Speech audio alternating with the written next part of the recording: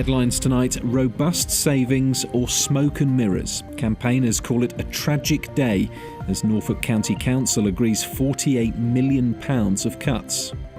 The need for speed, the new Norfolk Club getting disabled racing drivers back on track.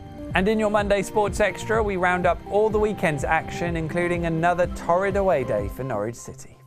Good evening and welcome to Mustard. We start tonight at Norfolk County Council, where the dust is settling on a day of heated debates about next year's budget. Now, despite attempts by the opposition to derail it, the £48 million worth of savings did get voted through, and I've been finding out how that is going to affect the people of Norfolk. The day started with people power, protesters hoping a last-ditch show of opposition would help prevent the cuts some were describing as a done deal. £48 million of savings across the County Council's budget, mostly in the back office, but of particular concern to campaigners, £5 million of cuts to housing services and charities that help tackle homelessness. But despite the protests continuing into the public gallery, the cuts were approved. The votes 41 for, against 33, abstentions 3. We've all been here before. We've seen it year on year, and it's, when does enough become enough? When do people stand together and say no? It's a tragic day. My great fear, and the great fear of the people of Equal Lives, is that the suicide rate will go up. That's why, and I make no apology for it, I've said you'll have blood on your hands. It wasn't just protesters against the cuts, though. All four of the opposition parties tabled amendments that would have seen the reductions to housing services budgets either reduced or delayed, but they were all narrowly defeated. It's sad that the Conservatives couldn't see their way to this because it was only financially it was a small item, but it would have made so much difference to so many people. It was a mixture of smoke and mirrors and wishful thinking, and it is. I mean, they've failed to carry out £30 million worth of the savings of the 3-year plan. They've abandoned them completely, but they're saying they can make new savings, which they couldn't see in any other year, which they haven't explained what they are, undetected savings. It's not just the cuts that are going to be felt across the county, though. Also agreed was a 4.8% rise in council tax, the equivalent of £57 a year for a Band D property. It's to pay for a £25 million investment into adult social care. I do apologise for that, but there's nothing I can do. We must look after those that can't look after themselves. We must do that. We've got to ensure that good roads. You don't want to keep breaking your suspension, getting flat tyres. You don't want to have dangerous roads, so we've got to do the roads. You've got libraries. You've got all the other facilities, the frontline facilities. We're determined to continue them up at the highest level. The council tax rise will be on top of a 2% increase for the police's share, while district councils are still deciding whether to put theirs up too. But for today, all eyes have been on the county council for what leader Cliff Jordan describes as a robust budget built on graft, but campaigners say is a tragedy for the county's most vulnerable. Lauren Hewitt, Mustard TV, Norfolk County Council. Some other headlines now, and 2 men have today been jailed for their parts in a string of armed robberies around Norwich. This is 21-year-old Sam Walker from Macmillan Way in Norwich, who threatened terrified staff with imitation guns. 22-year-old Dean Thake from Rosebery Road acted as his driver when the pair targeted the Spar in Blowfield and the Woodside store in Thorpe St Andrew during one evening in September. They had to flee empty-handed from both, but Norwich Crown Court heard they'd stolen £900 in a raid the week before. Both admitted robbery and attempted robbery. Walker was jailed for 4 years and 10 months. Thake was sentenced to 5.5 years. Now, a man who was attacked in broad daylight on a Norwich street has escaped with just minor injuries. It happened on Saturday. Police and paramedics called to Wolf Road to reports of a man thought to be in his 20s lying injured in the street. 2 Good Samaritans had helped him into the nearby Bookmakers for treatment. Police are yet to make any arrests over the assault. They say that the man was taken to hospital with minor injuries to his head and hand. A 23-year-old man's been charged after a homemade flamethrower was found discarded near a children's park in Norwich.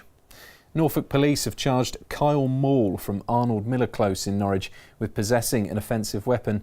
PC Dan Taylor tweeted about the incident, which happened in Netherwood Green last night. A drug trade expert has suggested that the huge haul of cocaine found on 2 Norfolk beaches could have been dropped from a plane in panic. The Class A drugs with a street value of more than £50 million were found stashed in holdalls by a dog walker at Hopton Beach earlier this month. And smaller packages were also found at Caister.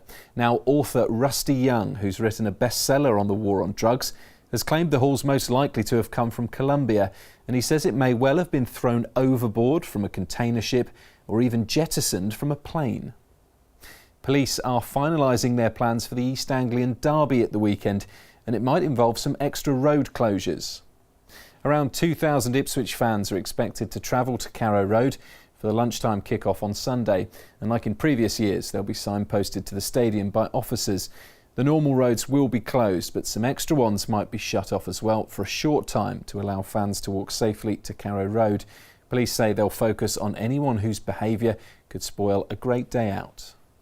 Now, there's another twist in Norwich's store wars. Lidl has revived its bid to build a new supermarket in the city, a plan which has been fiercely opposed by rivals Aldi. Norwich City Council had rejected Lidl's application to build a new store on Bishopbridge Road at a site which is currently home to the Value Car Centre. Aldi opposed the scheme, voicing concerns over traffic and the impact it would have on other shops, including their own one in Plumstead Road.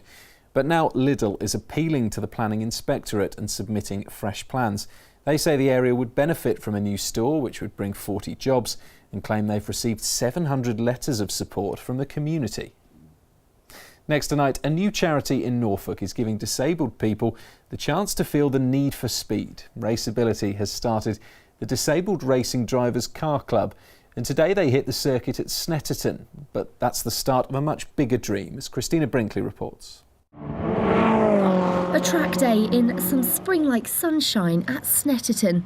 But amongst the sports cars and petrol heads, a very special car from a new charity is taking to the track.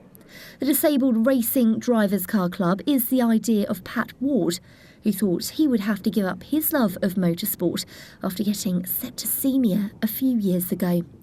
The idea is to help the disabled to get behind the wheel or feel the rush of getting taken on a racing lap of a track.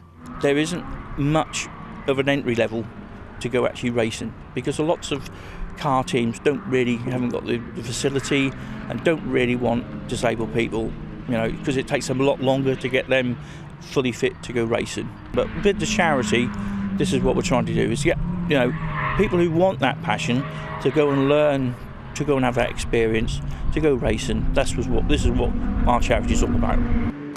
Heading out of the pit lane today is Steve. He lost an arm and a leg in a motorbike crash in 1986. He's getting his first taste of the track today and thinks it shows him how far he's come and could help to inspire others. I honestly felt as if I'd been shipwrecked on a barren desert island of loneliness and despair. So if I can now drive a racing car around a racing track, if there's someone else on day one of their journey either diagnosed or had an accident and they're sitting there saying, that's it, I'm finished, my life is gone, but if that chap can drive a racing car, perhaps I can learn to drive again, or perhaps I can then do this, or perhaps I can do that.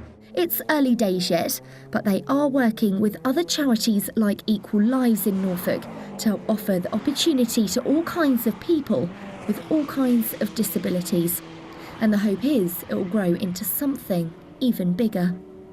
I want to be like a mini version of either the Mini Challenge or the BMW Challenge, having 10 cars on the grid with all disabled people in them, part disabled-bodied crew as well as able-bodied, because we will need able-bodied people, that's obvious. But that's where my goal is, and hopefully we can find the funding to get those people to get to that point.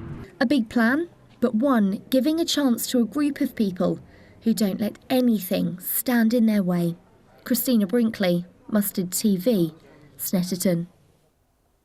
And finally tonight, hundreds of couples have been inspired for their big day after a weekend of wedding bells at the Norfolk Showground. More than 150 exhibitors and more than 2,500 people flocked to the Bride Wedding Show in association with the Eastern Daily Press. They got all the tips they need on tying the knot, from cake makers, jewellers and photographers to a special catwalk show featuring all the latest looks for soon-to-be brides and grooms. Right, let's get the weather. Here's Weather Quest. Tonight should start dry and there will be some clear intervals to start off with, but increasing cloud will bring some patchy rain and drizzle as we head through towards the dawn period. Winds tonight will be a light to moderate westerly breeze easing after midnight, while lowest temperatures will be a very mild 7 degrees Celsius. For Tuesday, it's going to be rather cloudy with a chance of some patchy light rain or drizzle, along with some brighter intervals coming along as well. There'll be a light to moderate southwesterly wind with top temperatures around 13 degrees Celsius for Tuesday afternoon. For the outlook, well, it's looking generally more unsettled, with a spell of rain on Wednesday morning clearing to leave brighter skies in the afternoon, and another band of rain will affect us on Thursday, giving way to blustery showers as we head through into the afternoon period. Friday will see a mixture of sunshine and showers, and it will turn cooler with the return of night frosts as we go through Friday night into Saturday morning. But generally for the weekend, not looking too bad.